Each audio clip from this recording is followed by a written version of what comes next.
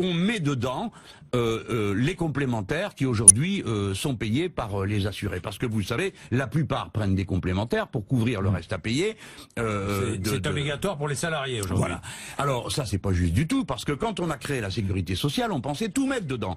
Et c'est progressivement qu'on a permis ces extensions. Donc, le reste à payer pour les Français, c'est 16 milliards. Hein, voilà ce qui reste. Alors, une fois qu'on est sur ces 16 milliards, il faut trouver, on va dire, les recettes qui, en gros, permettent de compenser. J'en ai trouvé pour 20 milliards. Hein, donc, il y a de la marge qui permet de couvrir. Qu'est-ce que ça vous donnerait? Les recettes, alors je vais vous en donner.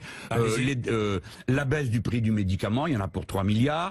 L'interdiction des dépassements d'honoraires, il y en a pour 8 milliards. Comment pouvez-vous imposer l'interdiction des dépassements d'honoraires? Eh ben, ça s'appelle... Dans le cabinet du médecin, comment faites-vous?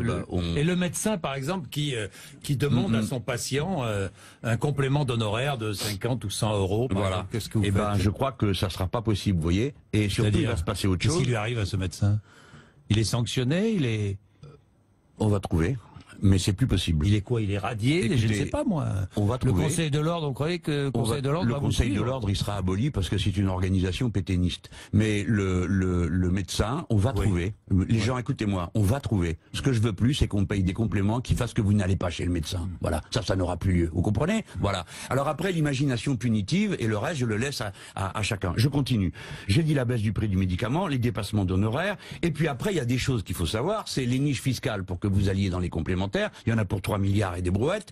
Et puis ensuite, vous avez les économies qui ont été repérées, qui portent sur la publicité que les mutuelles et les assurances doivent faire, et aussi sur le doublon de gestion, parce que tout est tout est géré en double, une fois à la Sécu, une autre fois au complémentaire. Donc, d'après les calculs de mes amis, qui sont des spécialistes de ces questions,